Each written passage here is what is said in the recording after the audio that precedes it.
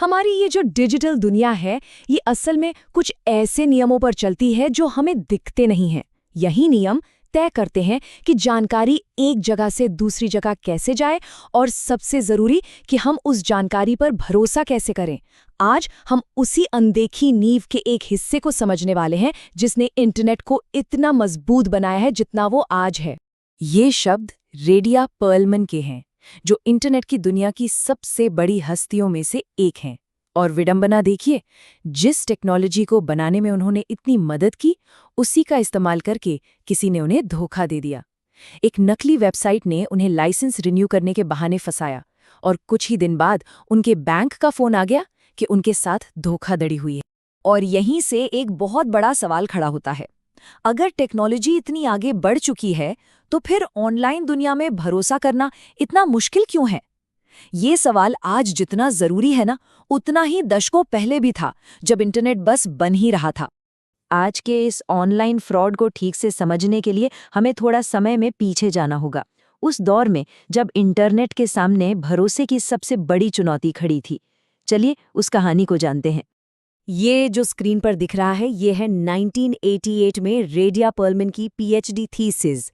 यहीं से उस समाधान की शुरुआत हुई जिसकी हम बात कर रहे हैं। इस डॉक्यूमेंट के पन्नों में एक ऐसी समस्या का हल छिपा था जो कंप्यूटर नेटवर्किंग की दुनिया को हमेशा के लिए बदलने वाला था। अपनी इस थीसिस में पर्लमैन ने सीधा उस समस्या की जड़ पर वार किया कि तब क्या होगा जब एक नेटवर्क के अंदर कुछ हिस्से भरोसे के लायक ही ना रहें। ये सिर्फ कोई तार टूटने या हार्डवेयर खराब होने की बात नहीं थी। ये इस बारे में था कि जब नेटवर्क के कुछ हिस्से ही झूठ बोलने लगे तो क्या किया जाए। इस समस्या को समझने का एक बहुत ही दिलचस्प तरीका है, एक क्लासिक उदाहरण जिसे कहते हैं बीजांटीन जनरल्स प्रॉब्लम।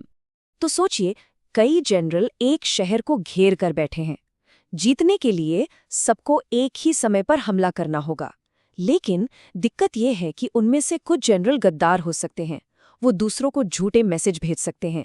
किसी को कहेंगे चलो हमला करो और किसी को नहीं, पीछे हटो।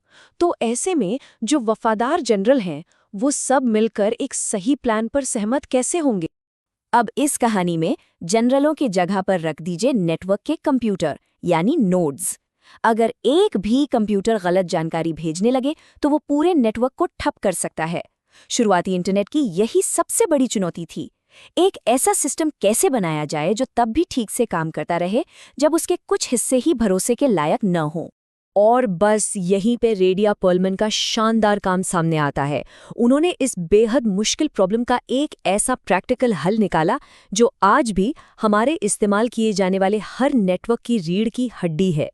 तो शुरुआती नेटवर्क्स में क्या होता था कि भरोसे के लिए कई रास्ते बनाए जाते थे कि अगर एक केबल कट जाए तो डेटा दूसरे रास्ते से चला जाए। लेकिन इन एक्स्ट्रा रास्तों ने एक बहुत बड़ी मुसीबत खड़ी कर दी, नेटवर्क लूप्स। डेटा के पैकेट्स एक ही लूप में गोल गोल घूमते रहते थे, जिससे नेटवर्क पर ट्रैफिक का ऐसा तूफान आता था कि वो पूरी तरह क्रैश हो जाता था। इसे ही कहते थे ब्रॉडकास्ट स्टॉर्म। पर्लमन का समाधान था स्पैनिंग ट्री प्रोटोकॉल यानी एसटीपी। ये एक बहुत ही सरल लेकिन उतना ही शक्तिशाली एल्गोरिदम है। ये नेटवर्क को एक पेड़ की तरह देखता है जिसकी एक जड़ है और कई शाखाएं। ये पक्का करता है कि नेटवर्क में किन्हीं भी दो पॉइंट्स के बीच सिर्फ एक ही एक्टिव रास्ता हो, जिससे लूप बनने का कोई सवाल ही पैदा ना हो। तो ये काम कैसे करता है? बड़ा ही स्मार्ट तरीका है। सबसे पहले नेटवर्क के सारे डिवाइस मिलकर एक रूट ब्रिज चुनते हैं, जो समझ लीजिए नेटवर्क का सेंटर पॉइंट है। फिर हर डिवाइस उस रूट तक पहुंचने का सबसे छोटा और सबसे तेज रास्ता ढूंढता है। लूप्स को रोकने के लिए बाकी सारे फालतू रास्ते अपने आप ब्लॉक हो जाते हैं। और सबसे कमाल की बात, अगर कभी मेन रास्ता खराब हो जाए तो एसटीपी तुरंत एक ब्लॉक किए हुए रास्ते को बैकअप के तौर पर चालू कर देता है। मतलब नेटवर्क बिना किसी इंसानी मदद के खुद को ही ठीक कर लेता है। और ये कोई छोटा मोटा सुधार नहीं था, ये एक क्रांति थी। पर्लमैन के काम ने नेटवर्क्स को एक नाजुक सिस्टम से बदलकर एक ऐसा मजबूत सिस्टम बना दिया जो खुद ब खुद अपनी परेशानियां ठीक कर सकता था। फर्क बिल्कुल साफ है। एसटीपी से पहले नेटवर्क लूप्स और ब्रॉडकास्ट स्टॉर्म से भरे थे।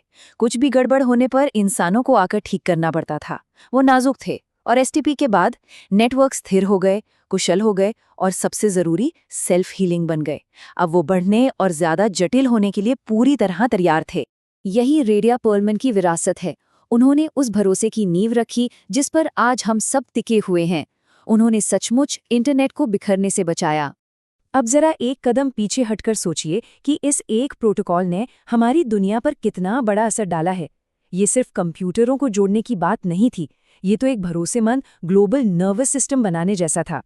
अगर हम इसे बड़े पैमाने पर देखें तो देखिए, जैक किल्बी ने हमें कंप्यूटेशन दिया, फैगिन ने फैसले लेने वाला माइक्रोप्रोसेसर दिया, कान और सर्फ ने हमें दिमागों का एक नेटवर्क दिया, लेकिन वो रेडिया पर्लमैन थी जिन्होंने उस नेटवर्क को भरोसा और मजबूती दी। उनके काम के बिना प्लैनेटरी एआई या डिस्ट्रीब्यूटेड इंटेलिजेंस जैसे भविष्य के आइडियाज बस सपने ही रह जाते। उन्होंने वो परत बनाई जो हर चीज को एक साथ जोड़े रखती है। तो चलिए वापस उस शुरुआत की कहानी पर चलते हैं। रेडिया पर्लमैन का एसटीपी उस धोखेबाज को नहीं रोक सका जिसने उन्हें ठगा। ये इंसानी धोखे को रोकने के लिए बना ही नहीं है, लेकिन इसने एक इतना स्थिर और भरोसेमंद प्लेटफॉर्म बनाया है जिस पर हम सुरक्षा और विश्वास की बड़ी समस्याओं को सुलझाने की कोशिश कर सकते हैं। ये पक्का करता है कि जब कोई किसी लिंक पर क्लिक करे तो कम से कम नेटवर्क खुद धोखा ना दे। और ये हमें भविष्य के लिए एक बहुत बड़े सवाल के साथ छोड़ जाता है। रेडिया पर्लमैन ने मशीनों को एक दूसरे पर भरोसा करना सिखाया, जिससे ग्लोबल नेटवर्क बन पाया। आज हमारे सामने एक नई चुनौती है।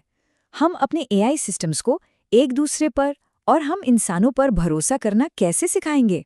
ये हमारी पीढ़ी की बिज़ेंटियन जनरल्स प्रॉब्लम है और इसका समाधान ही हमारे आने वाले कल की दिशा तय करेगा।